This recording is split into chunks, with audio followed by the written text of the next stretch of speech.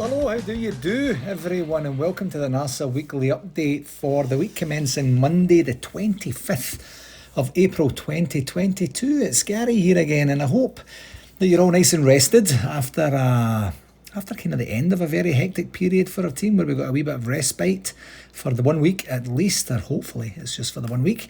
And, we were kind of hoping for some sort of slip up from the mob from the east on Sunday, but by all accounts it was a bit of a stroll for them, so that changes things a wee bit for us in terms of the realisticness of us retaining the championship title. But that said, I recall back in 2005 that Martin O'Neill's best Celtic team in 30 years, in inverted commas, were 5 points clear with 3 games to go. I think that's what it was, 5 points clear with 3 games to go.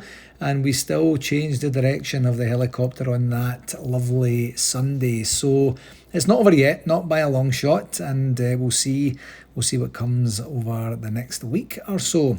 We'll concentrate on the league from Friday onwards, but we have a bit of an important game to tackle this coming Thursday, which I'll get to in just a wee bit here. On the games segment, just the one game to cover from this past week, and that was yesterday's away match at Motherwell. A very interesting lineup with 8 changes from the side who papped Celtic out of the Scottish Cup last weekend. But the only real big difference for me was up top with Ahmad, Scott Wright and Fashion Jr. starting for us. The rest of the team looked like the normal starting lineup, so it's kind of incredible that there was 8 changes. Unfortunately, Kemar Roof once again for us just can't seem to string a number of games together for us due to his injury proneness. I really feel for the guy, as we were forced to turn to him as our main man up front, as a very worthy replacement for Alfredo Morelos after his season was brought to a premature end, also injury. But Roof's body just can't seem to withstand the rigours of playing for a club like Rangers, I'm afraid, which is an absolute shame, because when he plays and when he's in form, he really is absolutely brilliant. But oh well, that's just the way that it goes, I'm afraid. What I absolutely loved, and I don't know if it was on all of the TV coverage that you might have watched the game on, but what I absolutely loved before the game, the teams are in the tunnel, and Tav just has this steely eye of the tiger look of absolute determination about him. And then the Motherwell goalie kind of skips down the tunnel to kind of get in line with him, and comes to give him a kind of fist pump, and Tav does it, gives him the fist pump, but only just, and it was just all game face and no messing around, and that's absolutely what I want from my captain. This guy is just growing by the week here. It was a really frantic start to the game, with the ball just pinging about end to end and not really a whole hell of a lot of quality or material chances that I can remember.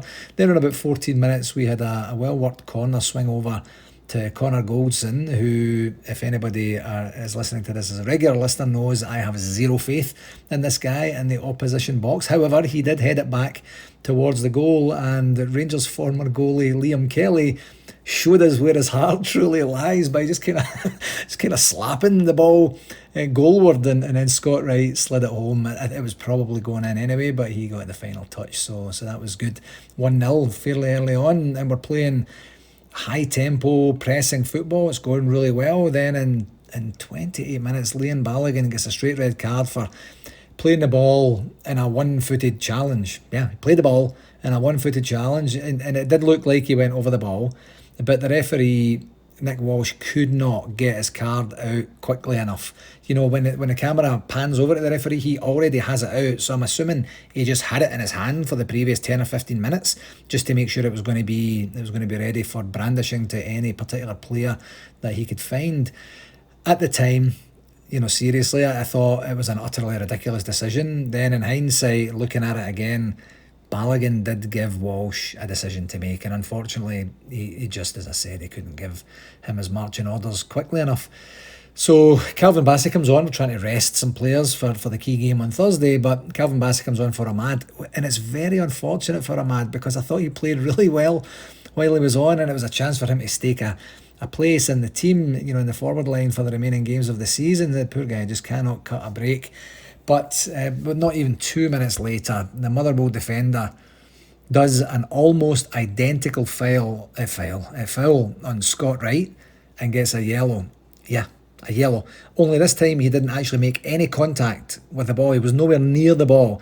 And this time Walsh just saunters over to give himself time to think, and then nonchalantly produces the yellow. A far cry from from 2 minutes before, when the red card was out, before the lad had hit the deck. Even, you just cannot make this stuff up. If one's a red, both are a red. If one's a yellow, both are a yellow. But they were both almost identical. Just ridiculous. Anyway, not long after that, Glenn Kamara decides to diarrhea all over himself in defence to give Motherwell possession in a very dangerous area, which ends up with a wee tiny Motherwell runt towering over our defence to knock in the equaliser. Just ridiculous defending again. And not only from Kamara, he started it, but there was still defending to do after that. Once again, as I mentioned last week, enough bodies in the box, just none of them actually defending. It's like they don't know what they're doing.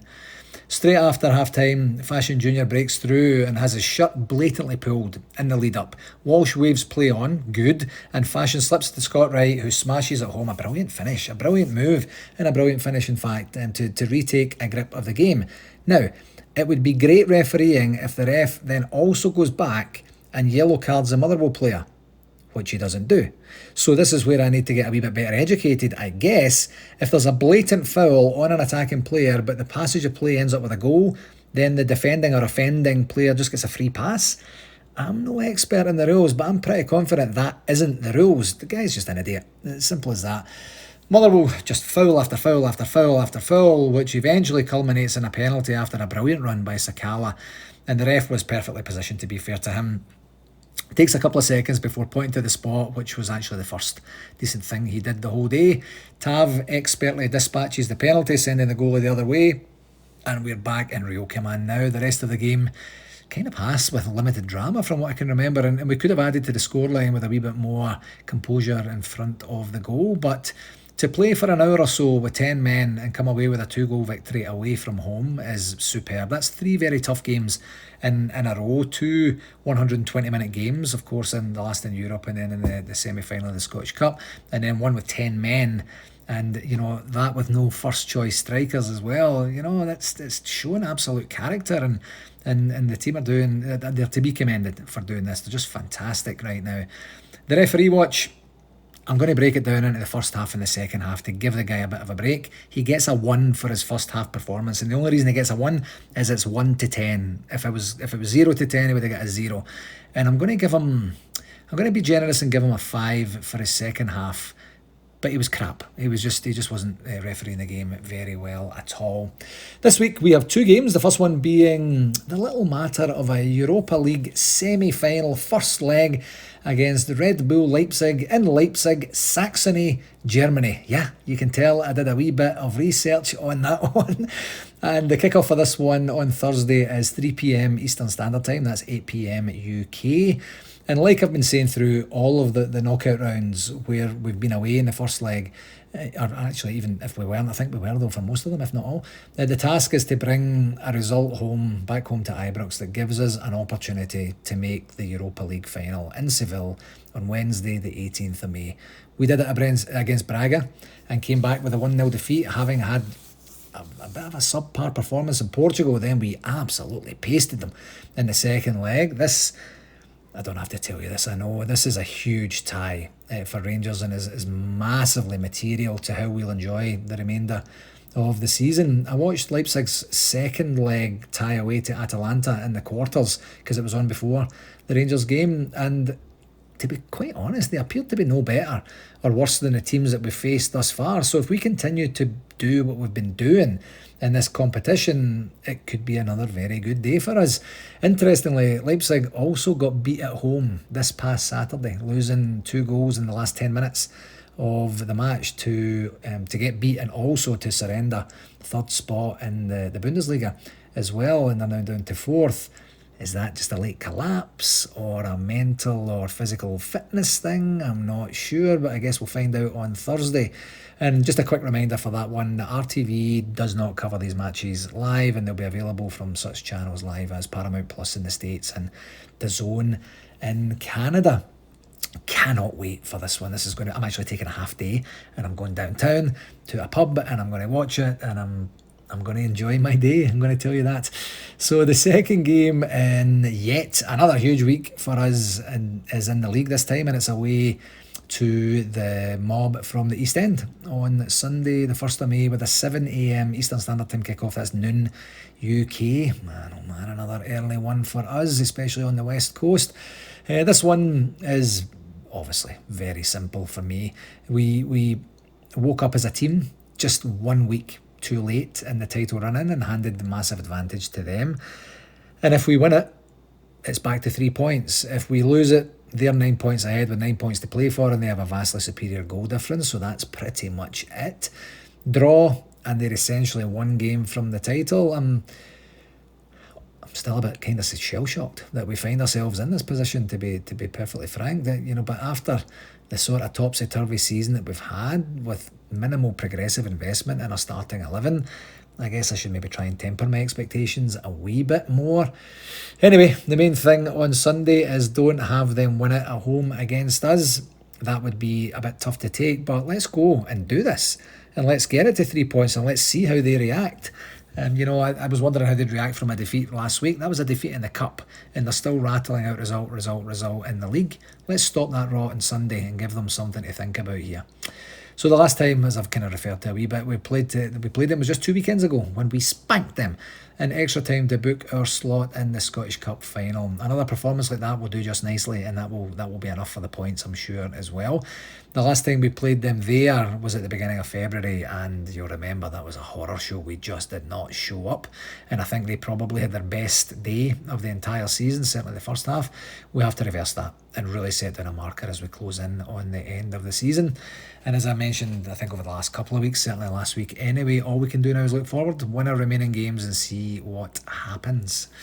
For RTV, same as before, our main focus right now is to collect the fees from all the clubs for the entire season, and you'll be hearing from Alec, Grant and Alan McWatt on that fairly shortly, if not already.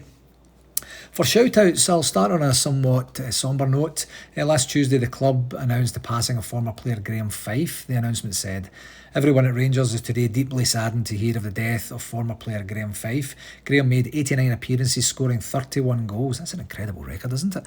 89 appearances, scored 31 goals, and was part of the 1972 UEFA Cup Winners' Cup-winning squad. The thoughts of everyone at the football club are with Graham's family." So just wanted to pass on sincere condolences to Graham's family and friends from everyone at NARSA.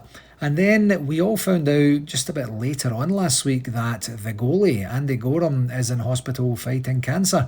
You might even have seen some photographs circulating of him looking a lot more frail than we're used to seeing him like. And hopefully Andy is winning his battle as we speak, and we'll see him out and about before too long.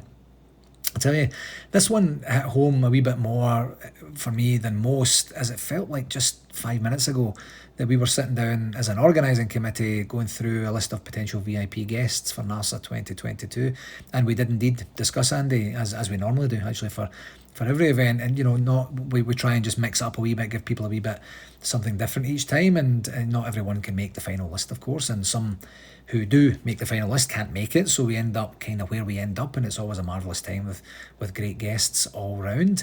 But you might remember Andy joined us in Redondo Beach in 2015 and was just absolutely brilliant company. He would talk to anyone and has some fantastic stories that he tells very, very well. So get well soon, Andy, from all of the NARSA family, and hopefully we'll get a chance to see you very soon at one of our conventions. And I'd also like to finish off on the shout-outs to wish a belated happy birthday to NARSA VP Brian Campbell, whose birthday was a couple of weeks ago. Many happy returns from everyone at NARSA, Brian, and wait till you see what I got you for your birthday. It's going to arrive around 3 p.m. my time this coming Thursday. For regular listeners, you'll know what I mean when I'm wishing Brian a happy birthday.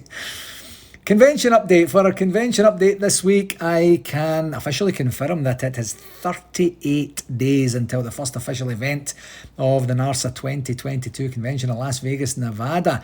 To put that in a week's context, just over 5 weeks. to get everything sorted for the event. Oh my word. The honour of celebrating our club's 150th anniversary, Her Majesty the Queen's Platinum Jubilee, the 50th anniversary of Barcelona 72 and NARSA's 30th anniversary is almost upon us. And I'll tell you something kind of funny, a wee bit funny. I realised about a week or so ago when I was chatting with, David Edgar from the Heart and Hand podcast, and I realised as we were chatting that I hadn't actually booked my own flights for Vegas. So I got on that promptly. I think it was either last week or the week before last, and I'm now pleased to announce that I will absolutely, most definitely be there. Whoops. How bizarre of a situation would that have been, eh? I arrive on the Wednesday and I leave on the Monday, just for folks' information. And then on the Thursday after that, I head home to Scotland with the family, arriving back home in Paisley on the Friday. So June is going to be a very tiring time and a very, very fun time, I'm fairly sure. In terms of VIP announcements, I am absolutely delighted to let you know that Barcelona 72 goalie Peter McCloy will be joining us to accompany goal scorers from that famous night, Colin Steen and Willie Johnson. Yeah, the Girvan Lighthouse. Not to be confused by the Govan Lighthouse, which is what I thought he was called for pretty much my entire life until I was viciously corrected a couple of years back by Brian and co. But so we've got Peter McCloy coming, and we'll also have Rangers director Colin Stewart from the Former Players Benevolence Club and the Rangers Youth Development Company with us too, which is great news, as Colin and Peter actually will be able to spend some time spreading the word to the Bears in attendance of the great causes that they are involved in. We are still fine-tuning some of the entertainment logistics. We've got all the entertainment folks kind of talking now and that sort of thing. And we're in basically the final week of ads for the convention magazine. So if you intended to take an advert out in the convention magazine, please get in touch with Lorraine Spence and she will give you everything you need. But time is absolutely ticking on. I believe the deadline for the printer is this coming Sunday or Saturday, I believe it is. Maybe it may extend to Monday, I'm not sure, but it's soon, so get on it. The golf is still on sale, and I did say last week that the Las Vegas Loyal would be announcing the Sunday leaving do later this week. That's what I said last week, and we had a wee bit of a logistical glitch, let's just call it that, during the week, which we have since got sorted out, and it is now on sale. It actually went on sale probably a couple of hours ago. Right now it's 7:18 p.m. my time. So it went. I think Andy got it out on social media there just after about the back of 5 or something like that. So if you are interested in going, please don't delay. There's as I mentioned last week, it's not Blondies. One of the restrictions with Blondies is the sheer size. It's very, very small location in terms of trying to accommodate, a large percentage of 22 or 2,300 guests. So we're going to a different location. You'll get to see all that information. I'll put the link in the blurb for the pod and get it booked. It is $30 per person, which includes some snacks, a couple of free drinks, cheap drinks after that, entertainment. The Govan Proddy Boys will be there. DJ Joe Cully will be there as well. And who knows, maybe Callum Beattie might show up and do a wee set as well. You never quite know what's going to happen on the Sunday. As I say, I'll put the link in the blurb for tonight's pod and get booking on that. The venue holds kind of comfortably about 450 people, and there's also an outside covered patio as well for any spillover. Going to be some food trucks there and bits and pieces like that, but apparently the place is quite the place, so really looking forward to seeing what the Las Vegas guys have got in store for us on the Sunday. You might also have seen that Scotland's World Cup playoff semi-final is now taking place on Wednesday the 1st of June, which incidentally, as I mentioned before, is the day that I'm travelling down. The game kickoff is at 11:45am local time, Vegas time. I arrive at 12:45, so I'm going to miss the whole thing, but I'm sure that folks that are arriving early, you'll find a bar that will be showing it somewhere, and we'll have no doubt convinced them that drink specials all day is the way to go. I'm pretty convinced about that. So hopefully they make it through to the Wales game, and maybe we'll get a chance to enjoy that together as the weekend progresses. Another regular plug for our convention frequently asked questions document that I discuss every single week. I have made my feelings known about who does and doesn't read it. Please read it before you get in touch, because I'm fairly sure you'll get to know what you need to know. One last thing on the convention is that we are probably don't think it's going to be this week, but early next week we will get an email out to everyone that's purchased tickets to let us know if you have any dietary requirements, and also to let us know if you have any preferred seating arrangements, and we'll do our very best to accommodate what that looks like. But I just want to kind of provide a wee bit of a word of caution, as if someone books, say for example 20 tickets or 15 tickets or something like that, and then says, I want John to be sitting next to Peter, who can sit next to Stuart. It doesn't work like that. You know, if it says Gary Gillan on 15 tickets, then a table in a bit will say Gary Gillan, and Gary Gillan can fix who's sitting where. I'll explain more about that in the email that's coming out, but we're getting close to that point now of actually getting to organise the place settings for the Saturday night. Thursday and Friday, in fact, are kind of what we call reception style. So a bunch of seats around, a bunch of kind of high top tables around just for people to stand and mingle and mull around and stuff like that. There's not going to be a seat dedicated for every single person, which is why we can actually squeeze more people in for the Thursday and Friday night. So if you happen to go there and there is no seat, you can politely ask someone to get a seat, or you can find me and I will find you a seat. No problem at all. On other business, myself and Brian Campbell met with the Rangers Supporters Liaison Officer Greg Marshall and his colleague Alison Walker last Friday past there, yeah, to walk through a number of things, with the concentration mostly being on Rangers, as in the club's support for our convention in Las Vegas. With 38 days to go, as I mentioned a wee while ago there, we still have no confirmation from the club on who, if anyone, will be joining us in Vegas, which I don't mind admitting is very, very unusual at this stage. I'm not reading any more into it than that, but what I can say is that this is pretty inconvenient for us, because we need to confirm rooms and top table placings and transfers to and from the airport and any participation in excursions. So leaving it this late is, quite frankly, a gigantic pain in my arse, to be dead honest. And that of everyone actively involved in planning the convention. Greg has promised, to be fair to him, to get back to us this week on that and a number of other bits and pieces. But my most recent experience of dealing with the club on big game weeks is that it's very much a closed shop. Everyone is just so focused on the game. So despite Greg's best efforts, I'm not 100% sure that we'll see the progress that we want to see, but you never know. And of course, as soon as we know more, we will share what that information is. On communications for this week, the Rangers hosted the Player of the Year awards last night.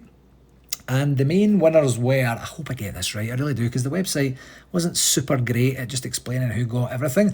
The Men's Player of the Year was Captain Fantastic James Tavernier. Women's Player of the Year, originally I seen a post that said Jane Ross got it, and then she didn't, because the Women's Player of the Year is Nicola Docherty. But Jane Ross got the women's goal of the season, I believe. The men's goal of the season was John Lundstrom's fantastic effort in Dortmund. Young Player of the Year is Calvin Bassey. The Sam English Bowl for top goal scorer is Alfredo Morelos, although I believe some others could maybe catch him in the last 4 or 5 games of the season. And the John Gregg Achievement Award went to Ryan Jack. Very well deserved for Ryan as well. Academy Player of the Year, Charlie McCann. And B-Team Player of the Year, Players Player of the Year was Cole McKinnon. So congratulations to all of the winners, and here's hoping, especially for the first team, the men's first team, that this isn't the only thing that they are winning this season. We've still got lots and lots to play for. I've seen some photographs online today of the event. The Rangers just do such a good job of these events. You know, they put them on really, really well.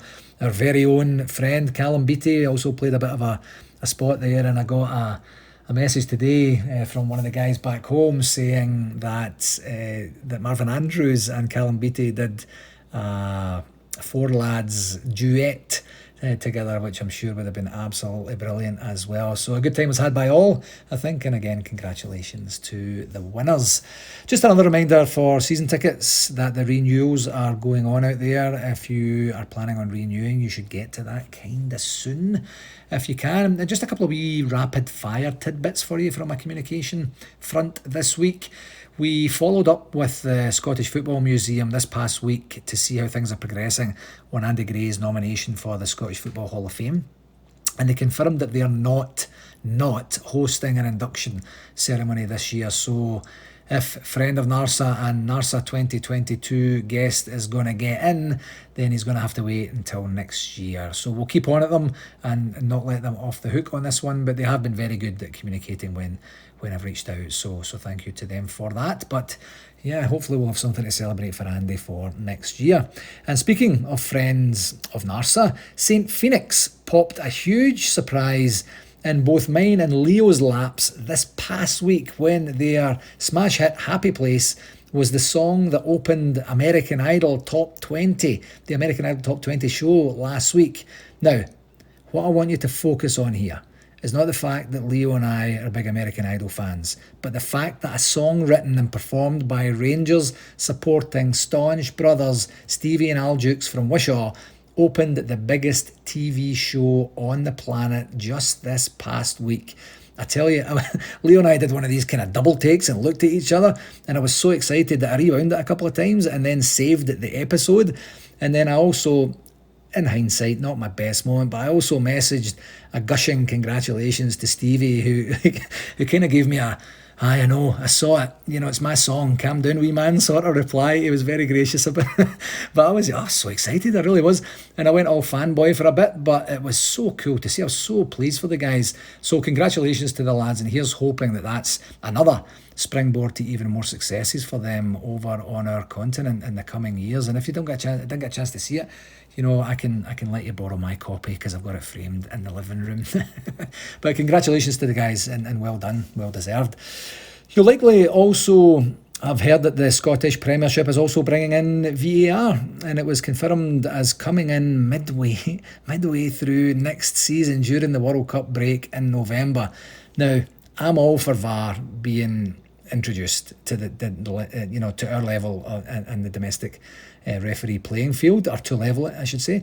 But I have to say it's a bit of a head scratcher to do it midway through a season. It just seems like an absolute recipe for disaster for the conspiracy theorists more so than anyone else, and a huge opportunity to point out dodgy decisions made before VAR was introduced and then decisions that were made afterwards. It seems a bit ridiculous to me, but that's just how we just do it in Scotland, I guess, isn't it? And I saw someone had told me that Chris Mutton said something like, when VAR comes in, wait till you see the amount of penalties that Rangers get now, or something similar to that sort of stupidity. And as one of the lads down in Chicago pointed out on our group chat, our question, or whomever was interviewing him's question should have been back to him, should have been, what do you mean, Chris? Aren't Rangers getting all the penalties that they deserve right now? Or something similar to that. Anyway, the guy's just an utter clown. Anyway, there was an article on the Rangers website last week declaring that Rangers are delighted to confirm that MyGers has now grown to over 41,000 members. Man, oh man, I remember it was like 26 for the longest time, and they've almost doubled that in this last number of months. That's fascinating and fantastic for the club. Anyway, to over 41,000 members, cementing its status as the largest football club membership in Scotland and one of the biggest programmes in European football. MyGers members are now located in over 50 countries across the world, and the club remains thankful to all supporters for their continued loyalty and backing through MyGers. The article then went on to talk about some changes they made and some what tiers there are, the gold, silver and the bronze tiers, and what you get in each tier and those sorts of things. But I just wanted to share the 41,000 members across 50 countries. Just amazing. What a global institution we are. Finally, on the comms front for this week, I love this. I wanted to end on a funny note. So last Friday night, Kilmarnock clinched promotion back to the Premiership with a come-from-behind victory at home to second-placed Arbroath. I'd like to say congratulations to Kilmarnock, but I won't, as they and their crap plastic pitch is just one of those matches that I dread watching every season. They've just, not even that they've been the scourge of Rangers or anything, it's just dreadful football on a dreadful pitch, and coupled with the fact of who their manager is now will make them an even more loathsome entity next season. But anyway, that's not the story. As soon as the game was done, the official Arbroath Football Club Twitter account tweeted their thoughts on just missing out on automatic promotion after a remarkable season for them. And the tweet said, I'm going to read the tweet out in its entirety here if you don't mind, so bear with me. The tweet said, fuck. That was it. Yeah, their official account. Their official, and that's the first time I've said that word on these pods, and this is number 71 this week. I've never said that, but it wasn't me. I was just reiterating what someone else said. Their official account tweeted that out, and I don't mind admitting that I laughed out loud when our social media guru Andy sent it to me. What a breath of fresh air, and a real testimony, most likely, to how the entire club were feeling. Of course, if Rangers did that, we'd be slammed from the church and the government and parents groups and basically anyone who's standing outside Ibrox just waiting to be offended. But on this occasion, because it's Arbroath, they'll get a pass, and rightly so. I thought it was absolutely hilarious. And I just wanted to pass on my thanks to whomever was responsible for writing it. Brilliant, absolutely brilliant, deadpan Scottish humour. You cannot beat it. Both will be in the playoffs, so we might yet see them at Ibrox next season, but in the meantime, I'll continue to chuckle at that one for quite some time. That'll do it for this week, my friends. Another massive week for our club. We've earned the right to enjoy this. We're still fighting on two very important fronts, 2.5, can I dare to say, very important fronts. And as I said last week, you just never know what could happen in this league, and we have to believe something special is happening on the European front as well. As always, thank you so much for taking the time to listen. Please do share it with whomever you think might enjoy it, and until next week, please do take care. All the very best. Cheerio.